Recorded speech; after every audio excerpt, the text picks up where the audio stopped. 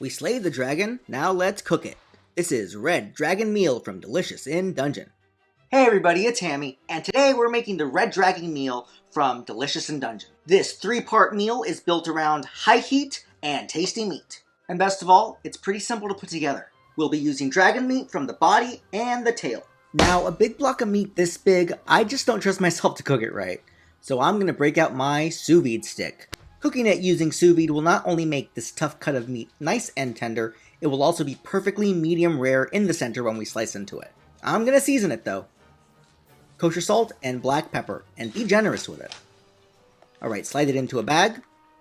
I'm going to add a bay leaf, some garlic cloves that I crushed, and a little bit of red wine.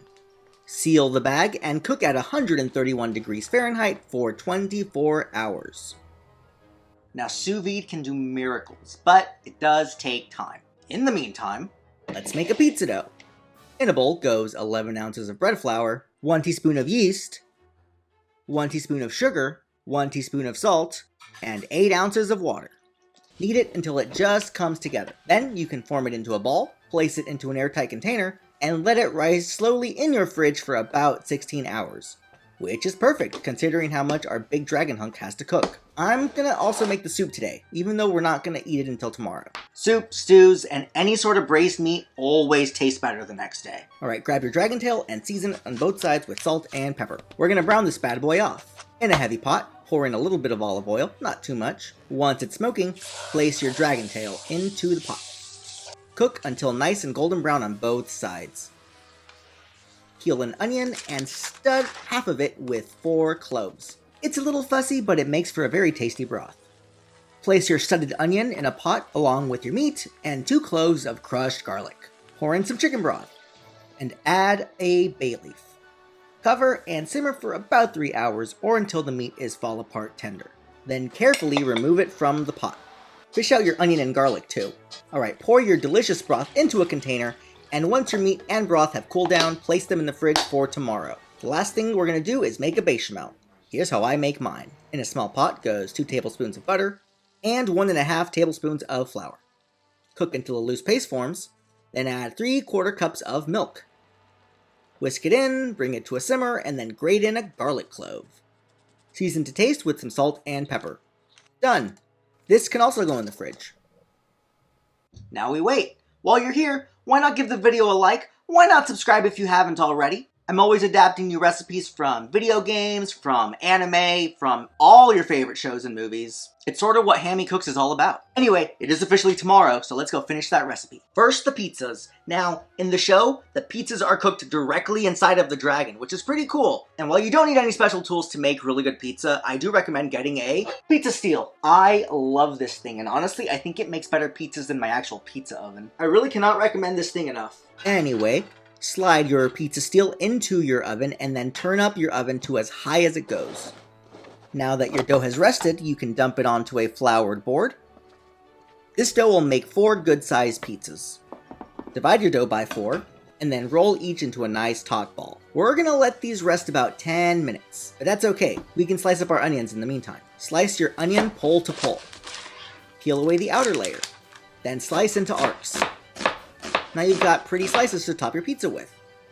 Alright, now when rolling out dough like this, I use a mixture of equal parts cornmeal and flour. Not only does it make the pizza not stick, but it also makes your pizza taste sort of like you got it at a mom and pop place. These rounds do not have to be perfect, but don't let them stick. Be generous with that pizza dust. Once the dough is ready, I add a bunch of pizza dust to the peel that I'm using, and then pop on one of the rounds. Shake, shake. Don't skip that step. You want to make sure that it doesn't stick. Now brush the top lightly with a little bit of olive oil, and then spread on a spoonful of bechamel. Really go easy with it. And you can top it with cheese. I'm using Colby Jack, because that's what I have on hand.